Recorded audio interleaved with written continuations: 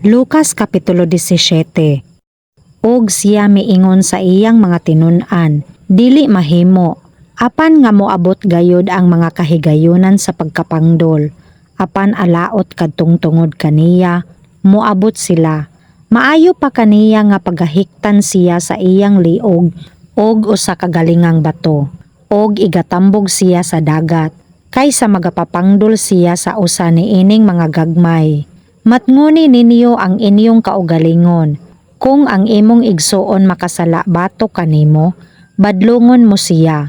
O kung siya maghinulsol, pasayloa siya. O kung siya makasala bato kanimo sa makapito, sulod sa usa ka adlaw, og sa makapito magabalik kanimo sa pag-ingon, nagahinulsol ako, pasayloon mo siya. Og ang mga apostoles miingon sa Ginoo, dugangi ang among pagtuo.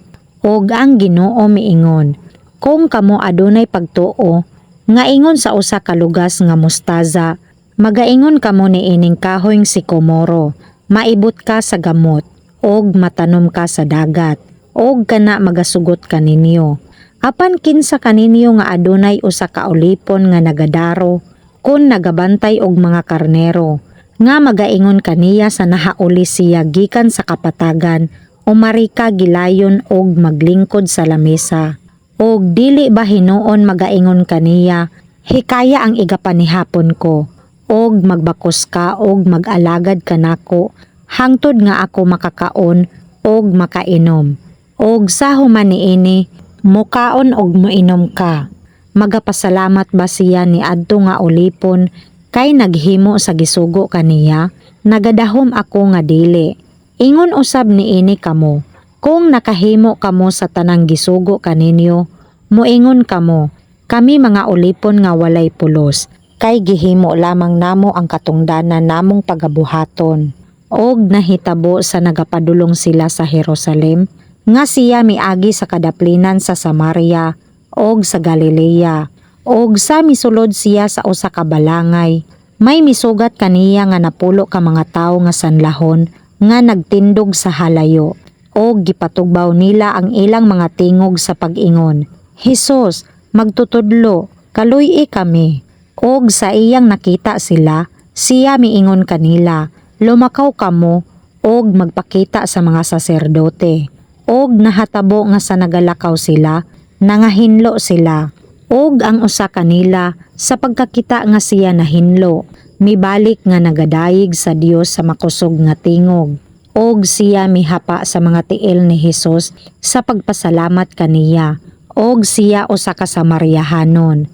Og sa mitubag si Hesus miingon, wala ba magmahinlo ang napulo? Apan hain ang siyam. Wala ba'y bisan kinsa kanila nga mibalik sa paghimaya sa Dios? Gawas niining dumudoong.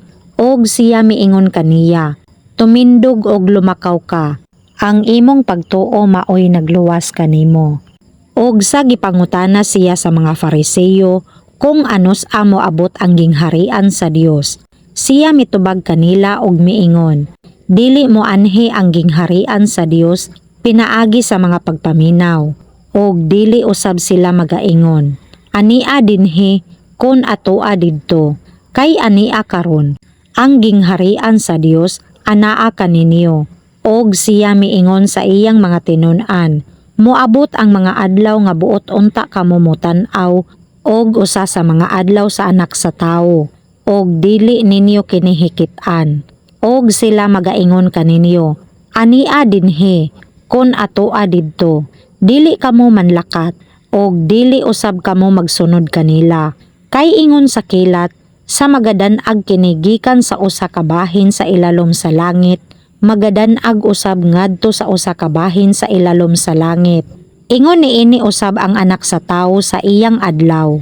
Apan kinahanglan una siya magaantos og daghang mga butang, og igasalikway niini nga kaliwatan. Og ingon sa nahatabo sa mga adlaw ni Noe, mao usab sa mga adlaw sa anak sa tawo, na nagpangaon sila, na nagpanginom, na nagpangasawa, gipangasawa, hangtod sa adlaw nga misulod si Noe sa arka, og miabot ang lonop og naglaglag kanilang tanan.